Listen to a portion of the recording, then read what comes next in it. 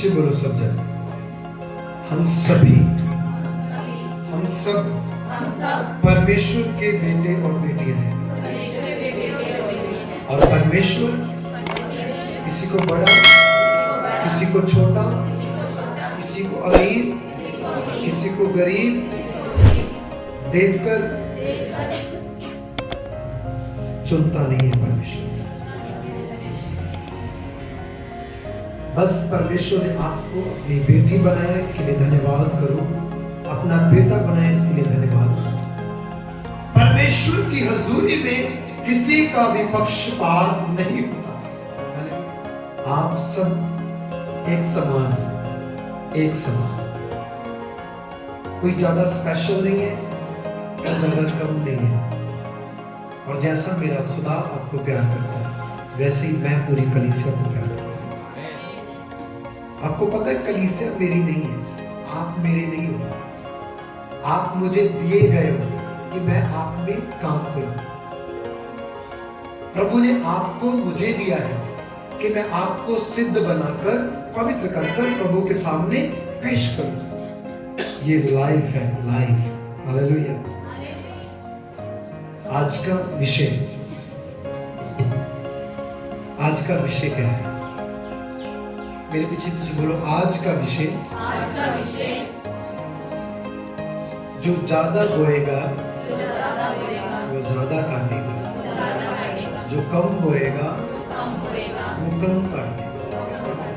परमेश्वर की सेवा वे जमीन है जिसमें बीज बोआ जाए, और जितना बोते हैं उससे परमेश्वर की सेवा में जो बीज बोआ जाता है वो 100 गुना फलदायक होता है, वो 100 गुना फल लाता है।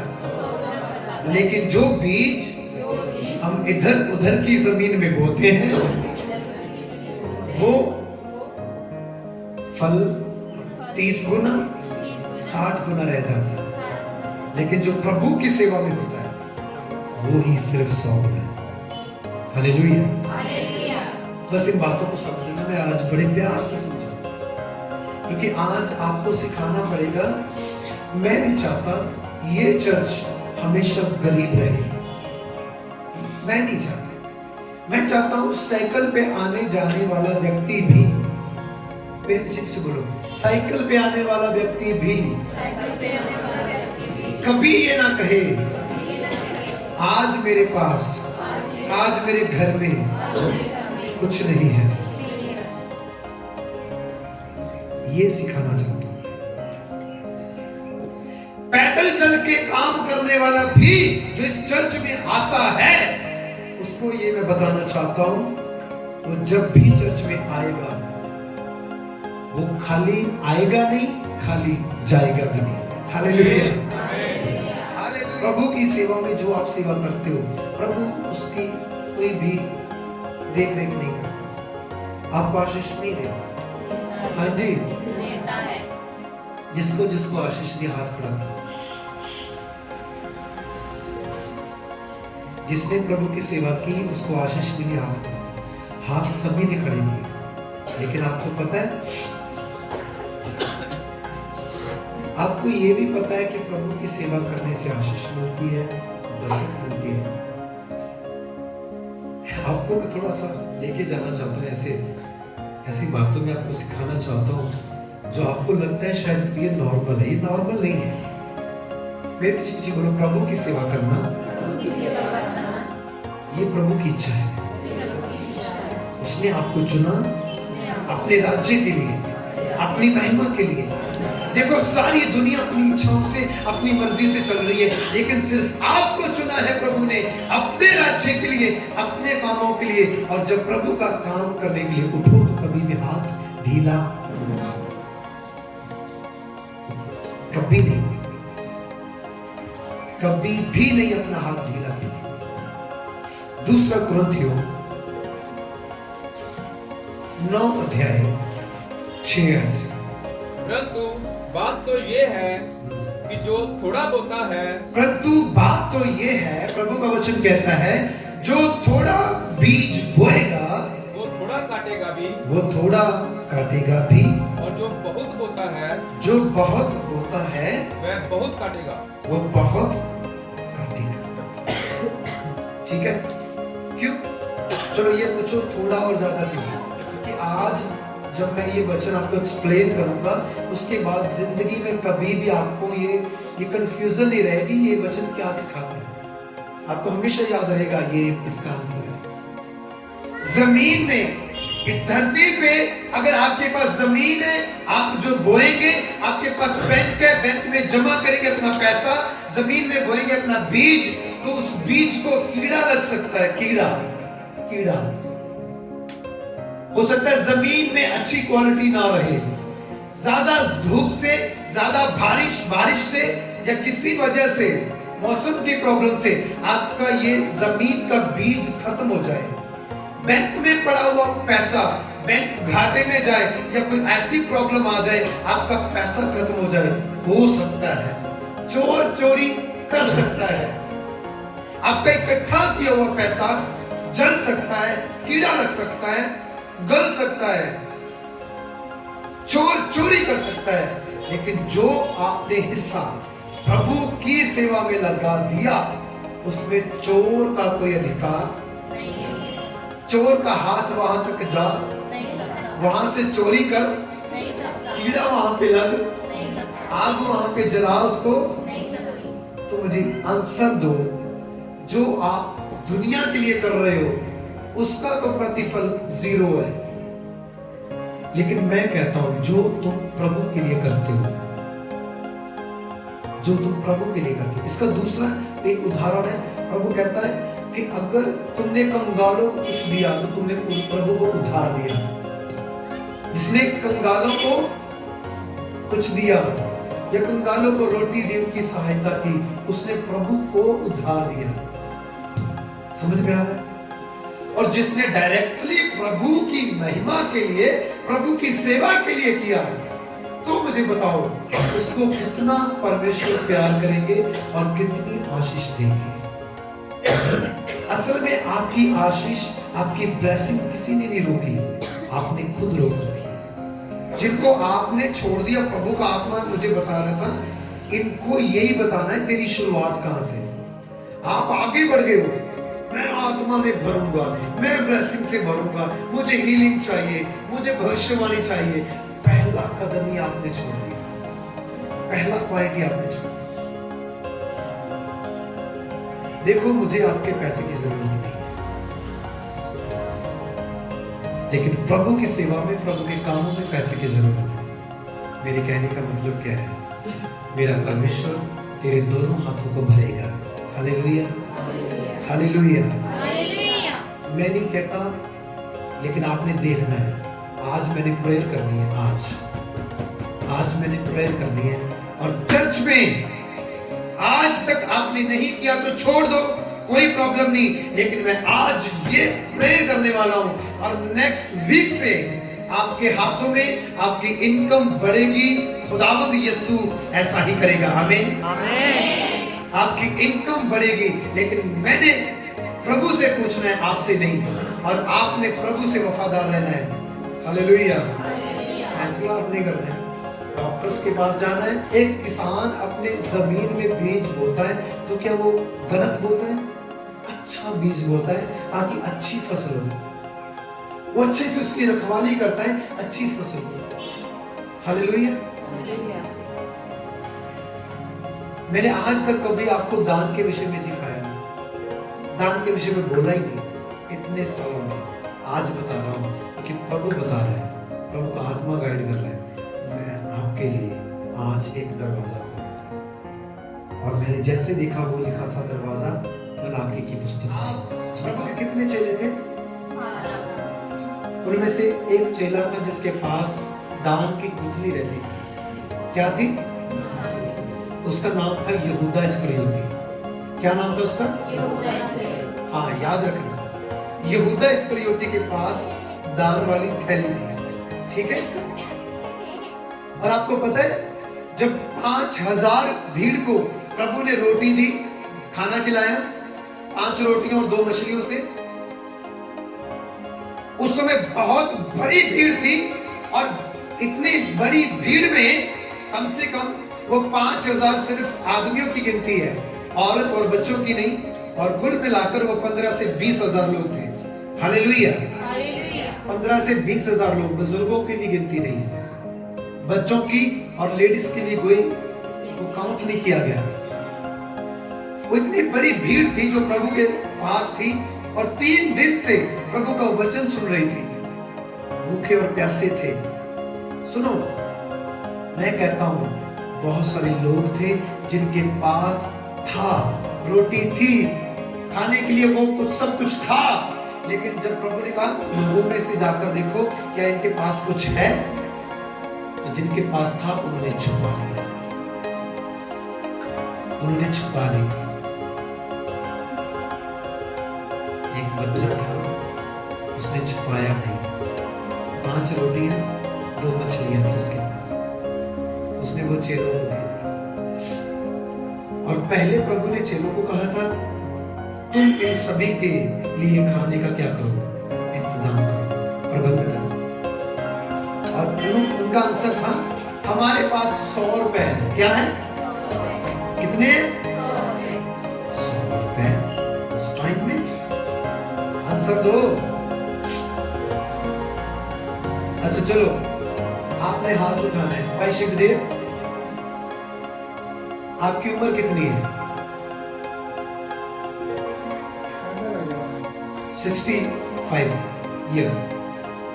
जब आप 5 साल के थे, 5 साल के, तब अगर आपके हाथ में 100 रुपए होता तो वो कितनी कीमत है? उसकी कीमत क्या है 100 रुपए की? जब आपकी उम्र 5 साल की कितनी? ये भाई ने मुझे बताया था कि एक बार हम बाजार गए, कितने रुपए लेके? 3 पे 2 रुपए लेके गए। उसमें से कितने बचाकर लेके आए? वापस कितने लाए? 1 रुपए खर्च के आए और 1 रुपए वापस लेके आए। ठीक है, 2 रुपए थे इनके पास जब ये छोटे थे। 2 रुपए में से 1 रुपए खर्चा और 1 रुपए वापस लेके। यीशु के टाइम में यीशु के पास 100 रुपीज है, 100 दिनार। कितने? 100 दिनार। 1 दिनार आज भी उसकी कीमत 200 रुपए के बराबर है इंडियन रुपीज की। 1 दिनार यहां पर 200 रुपए। हाँ जी, उस टाइम में प्रभु के पास कितने पैसे हैं? 100 रुपए। कहां से आए? यीशु के पास, यीशु के चेलों के पास 100 रुपए उस टाइम में कहां से आया? वो आप जैसे लोग थे जिन्होंने प्रभु के राज्य के लिए दिया। हालेलुया। उन्होंने कहा प्रभु 100 रुपए की रोटियां भी लाए तब भी इनको पूरी नहीं आएंगी, सभी नहीं खा सकते। तब खुदा ने कहा क्या है तुम्हारे पास? उन्होंने कहा 5 रोटियां 2 मछलियां। प्रभु ने कहा मेरे पास ला। मैं कहता हूं वो दमड़ी को तकसीम कर सकता है। वो 2 दमड़ियां देने वाली विधवा औरत को कह रहा है धन्य है ये औरत क्योंकि इसके पास थी ही 2। हालेलुया। प्रभु ने कितना ब्लेस किया उस लड़के को जिसके पास 5 रोटियां 2 मछलियां थी। उसने प्रभु की सेवा के लिए दे दी और जैसे ही वो प्रभु के हाथों में गई वो हजारों में तकसीम हो गई। हालेलुया। वो टोकरी प्रभु ने शुक्र करके नीचे रखी और चेलों को कहा इसमें से उठाते जाओ। चेले उस टोकरी में से ले रहे हैं, उस टोकरी में से खत्म नहीं हो पा रहे और टोकरियां भरते जा रहे हैं। 12 टोकरियां थी कुल, टोटल जो 12 टोकरियां 12 चेलों ने उठाई थी और 12 टोकरियां भरकर वो बांट रहे थे और वो 12 की 12 टोकरियां खत्म नहीं हुई। पूरी भीड़ ने रोटी खाई और तृप्त हो गए। हालेलुया। मेरा परमेश्वर 5 रोटियां 2 मछलियों को तकसीम कर सकता है। वो मेरा जिंदा खुदा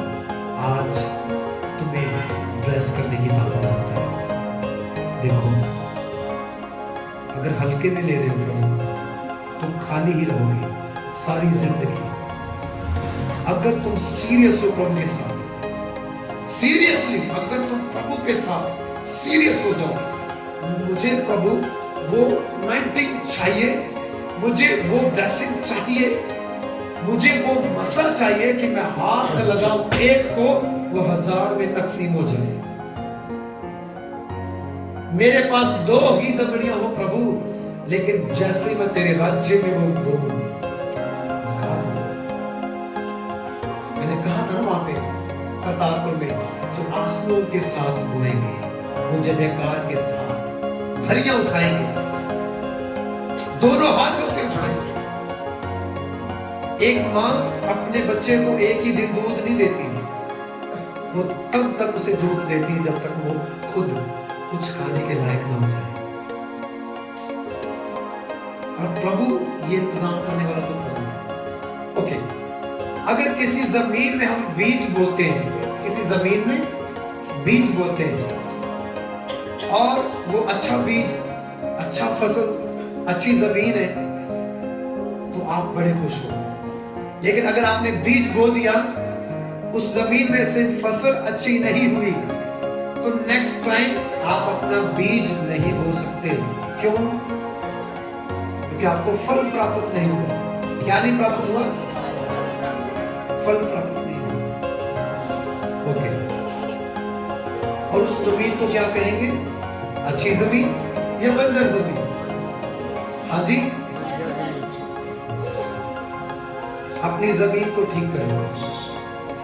जब तक इसे बंजर रखोगे, मैं परमेश्वर के वचन का बीज जितना भी बखेरूंगा, जितना भी बोने की कोशिश करूंगा, वो फल नहीं ला सकते जब तक तुम अपनी जमीन को अच्छा विश्वास के साथ वचनों को ग्रहण नहीं करो। परंतु बात तो ये है कि जो थोड़ा बोता है, जो थोड़ा बोता है वह थोड़ा काटेगा, वो थोड़ा काटेगा, और जो बहुत बोता है, जो बहुत बोता है वह बहुत काटेगा। वो बहुत काटेगा। आगे, हर एक जन जैसा मन में ठाने, हर एक जन जैसा मन में ठाने वैसा ही दान करे, वैसा ही दान करे।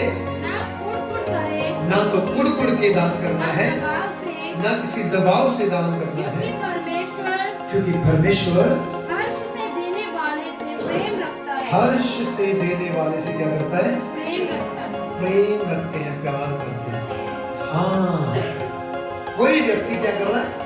बांट रहा है। कोई व्यक्ति क्या कर रहा है? बांट रहा है। जो दे रहा है उसका और बढ़ रहा है, लेकिन जो छुपा रहा है उसके पास जो है वो भी उसका नहीं है। हाँ, कुछ दिन पहले आपने वचन सुना था, एक व्यक्ति था, उसके पास फसल थी, बड़े बड़े घर थे, और वो कहता है अपनी जान को खा पी मौज कर, तेरे पास बहुत कुछ है। लेकिन प्रभु ने कहा कल ही तेरी जान तुझसे ली जाएगी। इकट्ठा किया हुआ किसका हुआ? उस इतना धन, इतना पैसा, इतना सोना किसका हुआ? आपको पता है सुलेमान ने क्या किया? सुलेमान राजा ने क्या किया? प्रभु के घर में जो दरवाजे लगे हुए हैं, देवदार की लकड़ के, देवदार लकड़ी जो है ना बहुत महंगी है, देवदार लकड़ी लगी हुई है, और उस लकड़ी के ऊपर भी सोना मड़ा हुआ है। क्या लगा है? सोना। जो हैकल बनी थी, उस हैकल की नींव किसके ऊपर रखी गई पता है आपको? हीरो के ऊपर। आपके घर की नींव कहां पर? ईंट पत्थर। लेकिन जो उसने प्रभु का घर बनाया तो हीरे बिछा दिए। जो हैकल बनी थी ना, हीरे बिछा दिए।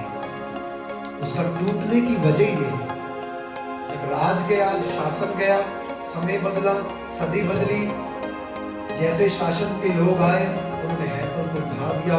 दरवाजों के ऊपर और दीवारों के ऊपर जो सोने की मूर्तियां थी, सोने की चीजें थी, और उनके भवन के अंदर, जमीन के अंदर हीरे थे, वो निकाल दिए। इसलिए वो हैकल को तोड़ा गया।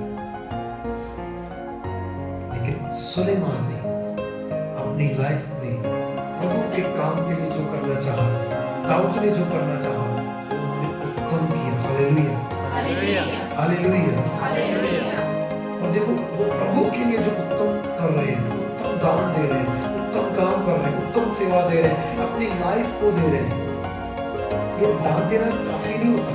सुनो, दान देना मतलब प्रभु की सेवा में पैसा देना काफी नहीं होता। आकर यहाँ पे सेवा करो, खुद अपने हाथों से सेवा करो।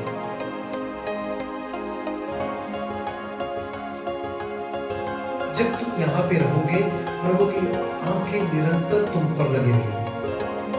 क्योंकि प्रभु का वचन कहता है, प्रभु की आंखें उन पर लगी रहती है जो धर्मी है, जो उसकी सेवा करते हैं।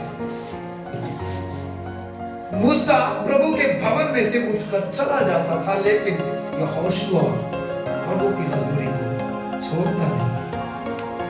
प्रभु की आंखें यहोशुआ पर लग गई, और जैसे मूसा की ड्यूटी कम करने के लिए प्रभु ने फैसला किया, तो प्रभु ने कहा नून के पुत्र यहोशुआ के ऊपर हाथ रख दे, क्योंकि वो इस लायक है। मैं तो खुद प्रभु की सेवा के लिए हूँ, और मेरी आखिरी सांस, आखिरी जीवन का पल भी प्रभु की सेवा के लिए होगा। Hallelujah, hallelujah. प्रभु का वचन कहता है दिया करो ताकि तुम्हें भी दिया जाए। खुदावंद का वचन कहता है जिस नाप से तुम किसी के लिए नापते हो, मान लो ये गिलास है, एक नाप है, जैसा तुम प्रभु की सेवा के लिए नाप कर करते हो, उसी नाप से प्रभु तुम्हारे लिए करेगा। और अगर ये नाप बड़ा हो गया, तो यहां अगर प्रभु, देखिए प्रभु की सेवा के लिए आपने अपने दोनों हाथों को खोल दिया, तो प्रभु क्या ऐसे करेगा? एक दरवाजा नहीं, वो पूरा दरवाजा खोलेगा। और यीशु के नाम से मैं कहता हूं, तेरे घर में रखने की जगह नहीं। अब्राहम ने मलकीसिदक को कितनी चीजों में टाइट दिया? पढ़ा है कभी? उत्पत्ति 14 है 18, 19 और 20 है। तब शालेम का राजा मलकीसिदक जो परम प्रधान परमेश्वर का याजक था, रोटी शालेम का राजा मलकीसिदक जो परम प्रधान परमेश्वर का याजक था, जो परम प्रधान परमेश्वर का याजक था, रोटी और दाख मधु ले आया, रोटी और दाख मधु ले आया, और अब्राहम को ये आशीर्वाद दिया, और अब्राहम को आशीष दी, परम प्रधान परमेश्वर की ओर से, परम प्रधान परमेश्वर की ओर से, जो आकाश और पृथ्वी का अधिकारी है, जो आकाश और पृथ्वी का अधिकारी है। धन्य हो, तू धन्य हो, और धन्य है, और धन्य है परम प्रधान परमेश्वर, परम प्रधान परमेश्वर, जिसने तेरे द्रोहियों को, जिसने तेरे द्रोहियों को तेरे वश में कर दिया है। तेरे वश में कर दिया है। तब अब्राहम ने उसको सबका दशवांश दिया, सब चीजों में से दशवांश दिया। और प्रभु का वचन कहता है कि एलिएजर ये कह रहा है, मेरे स्वामी को परमेश्वर ने सब चीजों में आशीष दी है। ऐसा नहीं है मेरा। जब तुम ज्यादा बोगे, कम तो कभी नहीं आ सकते। और ये देने का उसका सिलसिला तो कभी खत्म नहीं होगा।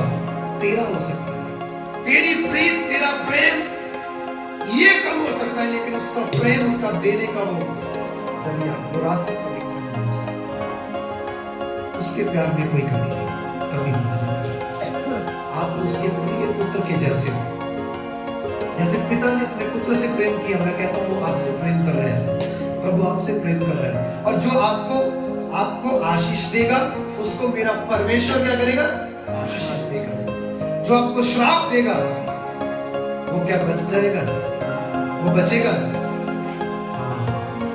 तो आज के बाद, मेरे पीछे से बोलो, आज के बाद जो हमें श्राप देते हैं, जो हमारे खिलाफ बोलते हैं, हमने उनको कुछ नहीं कहना, क्योंकि जो हमें आशीष देंगे, हमारा परमेश्वर उनको आशीष देगा।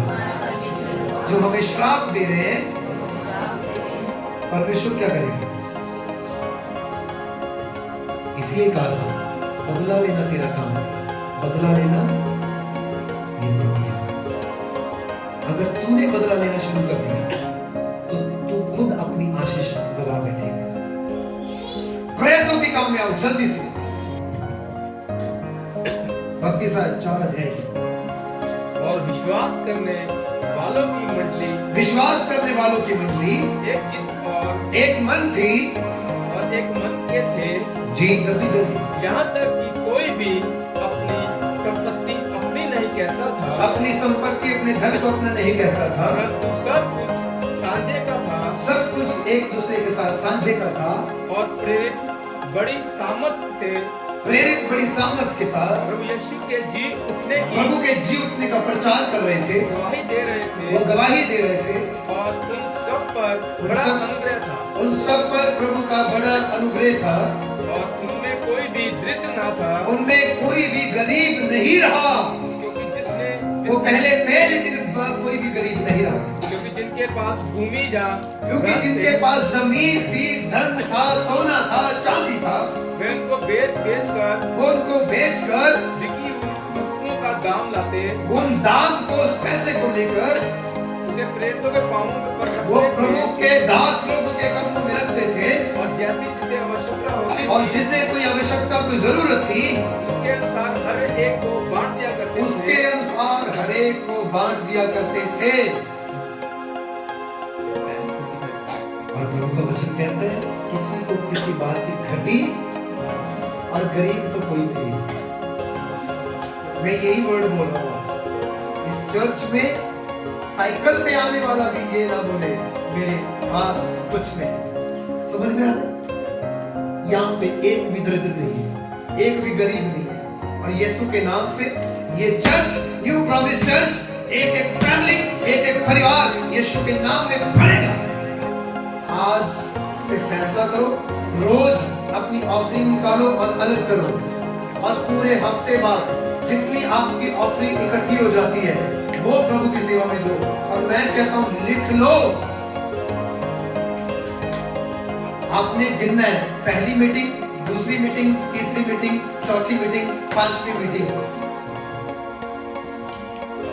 या एक मंथ, 3 या 4 मीटिंग्स, उसके बाद गवाही देने के लिए खड़े हो जाओ।